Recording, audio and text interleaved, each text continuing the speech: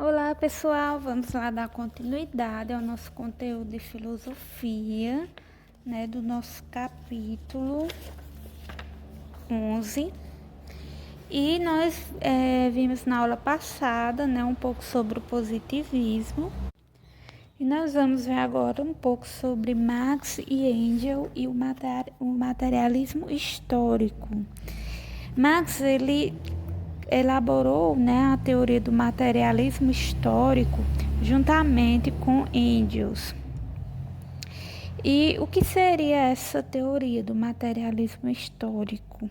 Bom, segundo essa teoria, a sociedade e os acontecimentos históricos, eles devem ser explicados com base nas condições materiais de produção e também na distribuição das riquezas que são produzidas pela sociedade.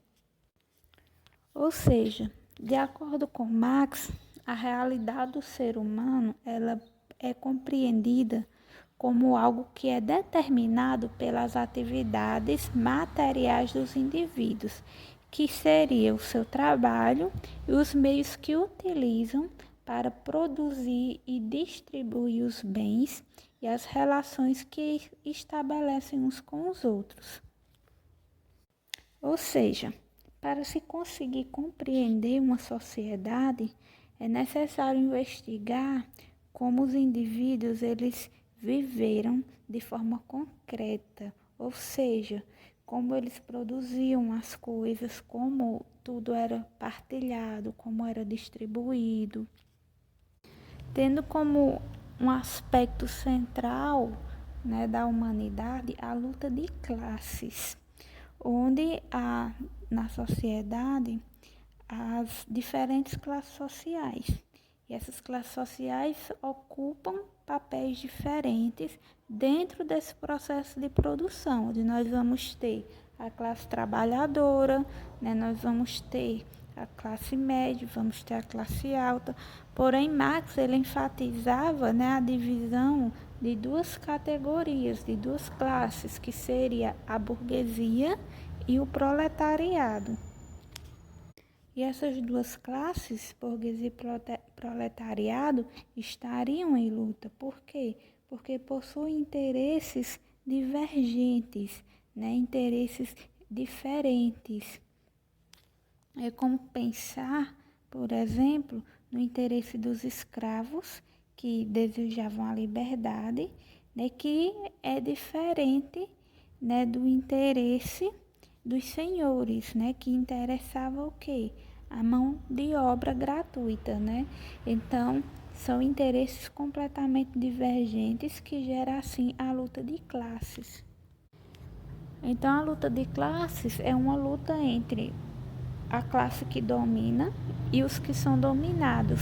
Os que são dominados são explorados, são oprimidos, enquanto os que dominam são os exploradores e os opressores. Então, nós temos também em Marx a ideia de mais-valia, que nós já até vimos sobre esse conceito de mais-valia antes, na disciplina de sociologia, Então, vamos relembrar o que seria a mais-valia, A mais-valia seria o quê? Seria o excedente do trabalho não pago. Como assim? Ou seja, o trabalhador ele produz mais valor do que o que ele recebe. Então, o trabalho que é produzido, ele vale muito mais. Porém, o trabalhador recebe uma parte muito pequena. Então, esse excedente que falta para valer o que realmente seu trabalho vale, que ele acaba não recebendo, é o que Marx chama de mais-valia. E então, a partir disso, vem a alienação humana. Por que alienação humana? Porque o trabalho ele deixa de ser uma atividade social que humaniza o trabalhador. E ele acaba se tornando algo alheio. Porque o produto da sua atividade acaba não pertencendo ao trabalhador. Então, a riqueza que ele produz com o seu trabalho acaba sendo de outros. Então, o trabalhador ele trabalha de forma alienada, onde ele não tem a sua ação racional dentro desse processo. Ele é como se fosse apenas mais uma máquina dentro do processo de produção que está ali atuando sem parar. Ou seja, o trabalhador é apenas uma peça, né, dentro da engrenagem de produção.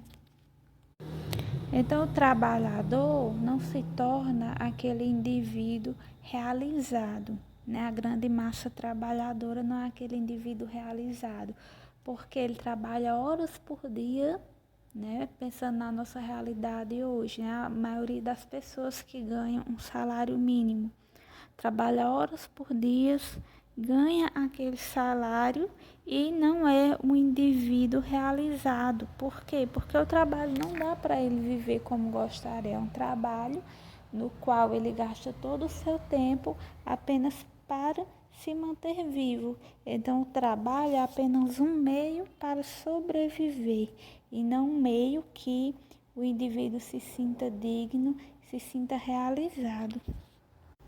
Bom, então aqui nós temos, né, o Estado capitalista e o comunismo. Nessa ideia, né, do comunismo, né, a ideia que parte, né, das teorias marxistas, onde a principal característica da história humana seria a luta de classes, né, como foi falado antes. Onde no capitalismo essa luta ela seria, né, ela aconteceria entre a burguesia, né, e o proletariado, que é a classe explorada.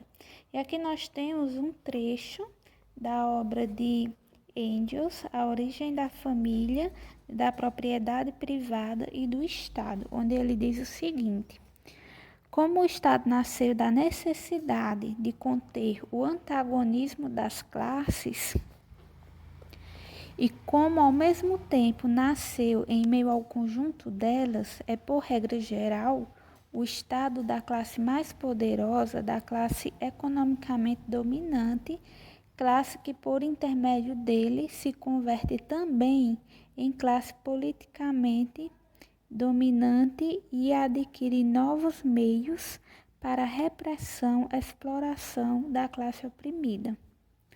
Assim, o Estado antigo foi, sobretudo, o Estado dos senhores de escravos, para manter os escravos subjugados. O Estado feudal foi o órgão de que se valeu a nobreza, para manter a sujeição dos servos e camponeses dependentes. E o moderno Estado representativo é o instrumento de que se serve o capital para explorar o trabalho assalariado. Então a gente percebe aí o quê? Que a visão que se tem do Estado nesse contexto é de que o Estado ele não foi criado para se pensar no bem comum. E sim o Estado ele vem justamente da luta de classes, né? Então o Estado teria origem nesse antagonismo entre as classes da sociedade. Porque o Estado ele é visto como um instrumento, né, que representa a classe dominante, né? Então o Estado é algo voltado para o sistema capitalista, onde vai favorecer a classe dominante e continuar explorando a classe trabalhadora. Bom, gente, a nossa aula encerra por aqui. Espero que tenha dado para vocês entenderem o conteúdo. Um grande abraço e até a próxima.